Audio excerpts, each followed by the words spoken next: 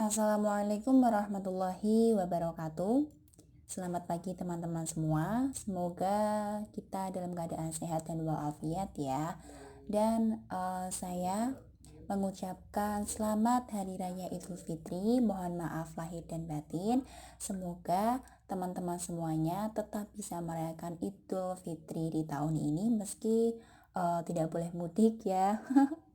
Dan perkenalkan, kami dari kelompok Islam dan Budaya Jawa yang beranggotakan Syifa Syalsabila dan saya yaitu Rika Ayunintias.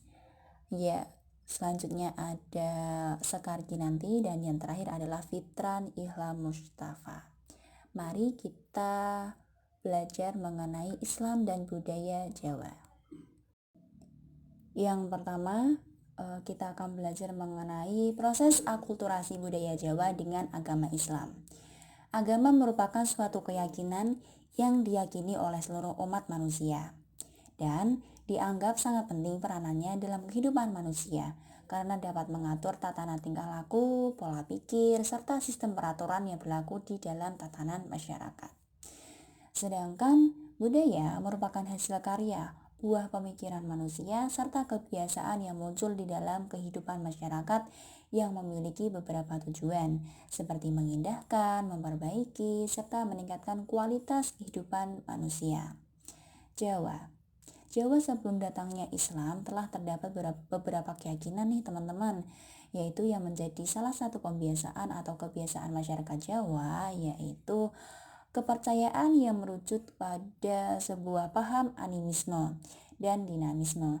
Paham ini tentu menjadi ciri khas orang Jawa yang sangat menghormati dan mengilhami kepercayaan tersebut. Kepercayaan tersebut yang merupakan menjadi salah satu dari budaya Jawa itu sendiri. Nah, bila mana kita telusuri kembali, terdapat banyak sekali budaya Jawa yang telah mengalami akulturasi budaya dengan keyakinan agama Islam. Sebagai contoh, kegiatan selamatan untuk sebuah acara baik untuk individu maupun sebagai masyarakat tertentu, atau acara seperti malam suro. Terus ada, kalau di Solo tuh kan ada sekatena. Nah, di setiap kebudayaan Jawa pasti itu memiliki filosofi atau perumpamaan atau nilai-nilai unsur penting yang terdapat dalam setiap kegiatan tersebut. Bisa kesatuan, kebersamaan, sosial, dan lain sebagainya tanpa mengurangi sisi kepercayaan itu sendiri. Selanjutnya terdapat akulturasi budaya Jawa dan Islam tentunya. Nah, di sini terdapat istilah akulturasi ya teman-teman. Nah, akulturasi itu dapat diartikan sebagai penyerapan yang terjadi oleh seorang individu atau sekelompok masyarakat terhadap beberapa sifat-sifat tertentu dari kebudayaan lain sebagai akibat dari kontak atau interaksi dari kedua kelompok kebudayaan. Sedangkan akulturasi budaya dapat diartikan sebagai hasil interaksi manusia berupa pencampuran dari beberapa macam kebudayaan secara perlahan menuju bentuk budaya baru. Nah, di sini dalam proses penyebaran Islam di Jawa terdapat dua pendekatan yang digunakan agar nilai Islam diserap menjadi bagian dari budaya Jawa. Pendekatan yang pertama yaitu Islamisasi kultur Jawa. Upaya ini ditandai dengan penggunaan istilah-istilah Islam, nama-nama Islam, dan pengambilan peran tokoh Islam pada berbagai cerita lama, sampai kepada penerapan hukum-hukum, norma Islam dalam beberapa aspek kehidupan. Lalu adapun pendekatan yang kedua yaitu Jawanisasi Islam yang dapat diartikan sebagai upaya penginternalisasian nilai-nilai Islam melalui cara pertama. Bentuk makam pada periode awal masuk Islam contohnya menjadi salah satu model bagi model makam pada era berikutnya. Hal ini dapat disebabkan karena tradisi Hindu tidak ada tradisi pemakaman jenazah. Di dalam tradisi Hindu sendiri, jenazah dibakar dan abunya dibuang ke laut. Jika jenazah adalah orang kaya, maka akan disimpan di guci, atau apabila jenazah raja, maka akan disimpan di banding. Akulturasi budaya dapat dilihat pada bentuk nisan. Pengaruh budaya Jawa dapat dilihat dari beberapa bentuk nisan yang tidak lagi hanya berbentuk lunas atau bentuk kapal terbalik, yang merupakan pengaruh dari Persia, tetapi sudah menjadi beragam bentuk teratai, bentuk keris, dan bentuk pegunungan wewayangan. Bentuk-bentuk nisan tersebut merupakan pengaruh dari budaya Jawa. Salah satu bentuk contoh akulturasi budaya yang terjadi di Jawa Tengah yaitu terdapat pada Masjid Agung Demak. Nah, Masjid Agung Demak ini merupakan salah satu masjid tertua di Jawa Tengah. Nah, pola arsitektur ini tidak dikenal di kawasan dunia muslim lainnya, di mana Masjid Agung Demak itu memiliki susunan kuil-kuil Hindu Asia Selatan. Arsitektur bangunan masjid banyak dipengaruhi oleh seni bangunan era kerajaan Hindu-Buddha. Di sini dapat kita lihat apabila bentuk atap Masjid Demak itu memiliki style yang disebut dengan Ottoman style dan India style atau Syro-Egyptian style. Namun berbentuk atap bersusun yang semakin ke atas maka semakin kecil, dan gaya paling atas biasanya semacam mahkota atau bilangan atapnya selalu ganjil, kebanyakan berjumlah 3 atau 5. Dan yang kedua, ciri yang kedua, tidak adanya menara. Mengapa tidak ada menara? Pada masjid ini tidak adanya menara pada arsitektur masjid di Jawa berkaitan dengan digunakannya pemukulan beduk sebagai tanda masuk waktu sholat. Dari masjid-masjid tua di Jawa, hanya Masjid Kuduslah dan Banten yang memiliki bentuk yang berbeda. Menara Masjid Kudus berbentuk Candi Jawa Timur atau Majapahit yang telah diubah dan disesuaikan dengan penggunaan atau diberi atap tumpang. Menara Masjid Banten adalah bangunan tambahan pada zaman kemudian. Menara tersebut dibangun oleh Kerdel, seorang pelarian Belanda yang masuk Islam. Dan yang terakhir yaitu letak masjid. Salah satu ciri dari akulturasi budaya Masjid Demak yaitu letak masjidnya selalu terletak di dekat istana raja atau adipati atau bupati. Rangkaian makam dan masjid ini pada dasarnya adalah kelanjutan dari fungsi candi pada zaman kerajaan Hindu Nusantara. Selanjutnya mengenai interaksi dan bentuk akulturasi Islam dengan budaya Jawa. Dakwah Islam dilihat dari interaksinya dengan lingkungan sosial budaya setempat, di mana dia dapat berkembang dari berbagai pendekatan, yaitu pendekatan non-kompromis dan pendekatan yang kompromis. Pandangan hidup Jawa memang berakar jauh ke masa lalu, yang mana masyarakat Jawa sudah mengenal Tuhan sebelum mendatang adanya agama-agama yang populer seperti saat ini. Semua masyarakat Jawa memiliki agama dan kepercayaan yang dapat diterima dengan baik oleh masyarakat Jawa, yang mana Islam merupakan konsep ajaran agama yang humanis, yaitu agama yang mementingkan manusia sebagai tujuan sentral dan berdasarkan pada konsep humanistik teoris-sentrik, yaitu poros Islam adalah tauhidullah yang diarahkan ke kemaslahatan kehidupan dan peradaban umat manusia. Dakwah Islam dapat dilihat dari interaksinya dengan lingkungan sosial budaya setempat, di mana orang Jawa itu sangat mudah sekali menerima ajaran baru. Terutama Islam merupakan salah satu agama yang tidak menuntut perbedaan kasta, dan pelaksanaan peribadatannya itu lebih mudah dan merupakan agama yang membawa kedamaian. Masyarakat Jawa menganut kejawen, yang mana mengenal banyak sekali orang atau benda dianggap keramat. Biasanya orang dianggap keramat apabila para tokoh yang banyak berjasa pada masyarakat atau para ulama yang menyebarkan ajaran-ajaran agama dan lain-lain. Sedangkan benda yang sering dikeramatkan adalah benda-benda pusaka peninggalan dan juga makam-makam dari para leluhur serta tokoh-tokoh yang dihormati.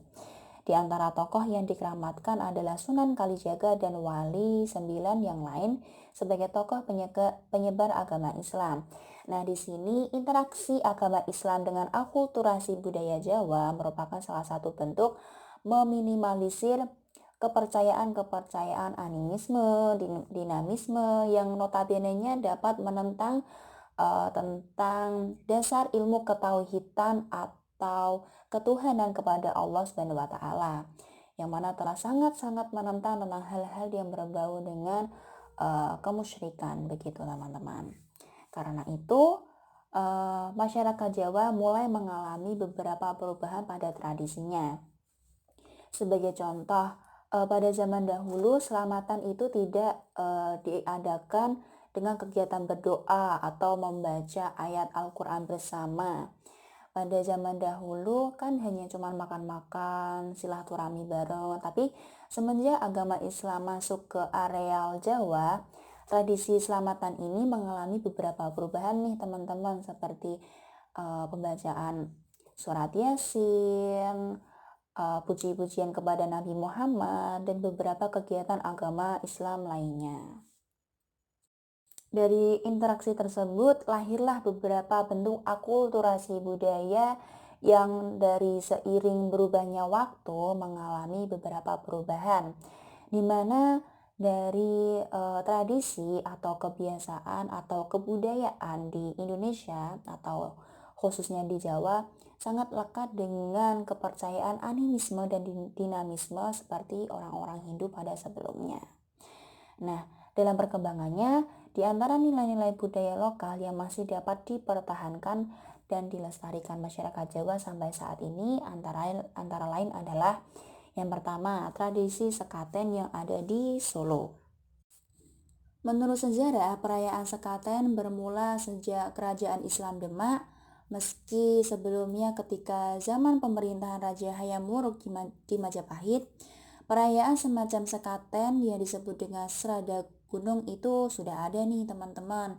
Akan tetapi ketika Majapahit itu runtuh dan kemudian berdiri Kerajaan Demak oleh Raden Patah atau Raja Demak pertama dengan disertai dukungan para wali, merayakan sebuah perayaan tersebut yang selanjutnya dialihkan menjadi kegiatan yang bersifat lebih Islami lagi, serta menjadi sarana pengembangan atau syair Islam atau syiar yang dimana dilakukan oleh para wali dengan membunyikan gamelan yang bernama Kiai Sekati pada setiap bulan Maulud, atau dalam bahasa Jawa itu disebut dengan bulan Maulud atau kelahiran Nabi Muhammad ya teman-teman, kurang lebih seperti itu, dalam rangka perayaan hari kelahiran Nabi Muhammad Shallallahu Alaihi Wasallam. Perayaan itu kemudian diberikan nama dengan sebutan sekaten dari kata sekati. Inti dari acara perayaan ini adalah berupa peringatan Maulid Nabi Muhammad SAW sekaligus sebagai wahana dakwah agama Islam di Jawa, terutama di Yogyakarta.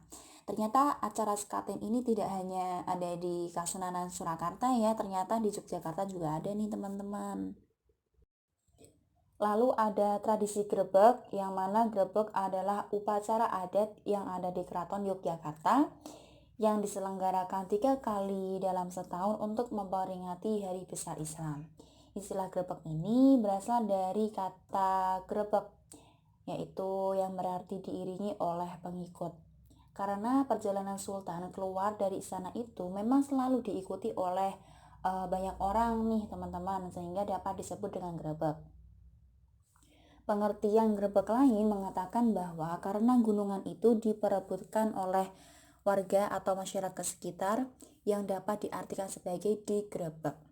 Pelaksanaan upacara tersebut dapat bertepatan pada hari-hari besar Islam seperti grebek Syawal yang dilaksanakan pada bulan Syawal untuk merayakan Hari Raya Idul Fitri. Terus yang kedua ada grebek besar dilaksanakan pada Hari Raya Idul Adha atau kurban ya teman-teman, dan yang terakhir yaitu grebek Maulud.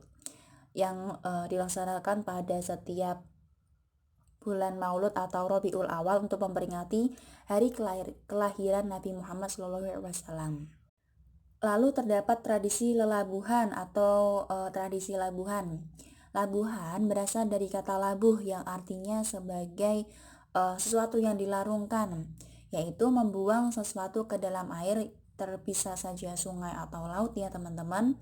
Dalam hal ini dapat dibicarakan adalah labuhan dalam arti memberi sesaji kepada roh halus yang berkuasa di suatu tempat. Upacara labuhan yaitu upacara melempar sesaji dan benda-benda keraton ke laut untuk dipersembahkan kepada penguasa laut selatan, yaitu Kanjeng Ratu Kidul, yaitu Nyi Roro Kidul, sebagaimana yang kita tahu sampai sekarang ini, sebagai wujud rasa syukur kepada Sang Pencipta atas segala kemurahan yang telah diberikan kepada seluruh pimpinan dan rakyat Yogyakarta, serta berharap semoga Keraton Mataram Yogyakarta tetap lestari dan rakyatnya selalu dapat hidup dengan damai sejahtera. Di samping itu, adanya kepercayaan bahwa setiap raja mempunyai kewajiban untuk memberikan sesaji kepada roh halus yang menunggu tempat-tempat yang mempunyai peranan penting seperti tempat bertapa. Dari raja-raja sebelumnya, terutama dari raja pendiri dinasti Mataram atau Panembahan Senapati, karena roh-roh halus itu dianggap membantu pendiri dinasti itu dalam menegakkan kerajaan. Tujuan diadakannya acara labuhan ini adalah untuk menjaga keselamatan pribadi Sri Sultan, yaitu Keraton Yogyakarta dan rakyat Yogyakarta. Selanjutnya, cara mengatasi keyakinan budaya Jawa yang menyimpang. Nah, terdapat beberapa cara yang dapat kita lakukan untuk mengatasi beberapa keyakinan budaya Jawa yang mungkin bagi kita dapat dikatakan musyrik dalam tanda kutip ya teman-teman. Nah, yang pertama adalah kembali kepada kitabullah dan sunnah Rasulullah SAW, sebagaimana pada salaf salih mengambil ajaran akidah dari kedua tersebut tidak akan dapat memperbaiki akhir umat ini, kecuali apa yang memperbaiki umat pendahulu juga mengkaji golongan sesat dan syubhat-syubhat mereka untuk dapat membantah dan kita waspadai, karena siapa yang tidak mengenal keburukan ia dikhawatirkan terperosok ke dalamnya. Yang kedua, memberi perhatian pada pengajaran akidah di berbagai jenjang pendidikan. Dengan cara ini kita dapat memberi jam pelajaran yang cukup serta mengadakan pembelajaran agama yang cukup serta memberikan evaluasi yang ketat dalam penyajian materi agama ini. Nah, harus ditetapkan dengan kitab-kitab salaf yang bersih sebagai materi pelajaran. Sedangkan kitab-kitab kelompok penyeleweng harus dijauhkan. Namun ini tidak mengurangi batas keilmuannya ya teman-teman. Nah, yang ketiga yaitu menyebar para dai untuk meluruskan akidah umat Islam dengan mengajarkan akidah salaf serta menjawab dan menolak hal yang batil. Hal-hal yang dapat mempengaruhi agama dengan budaya Jawa. Yang pertama, pada konsep agama Islam dan budaya Jawa.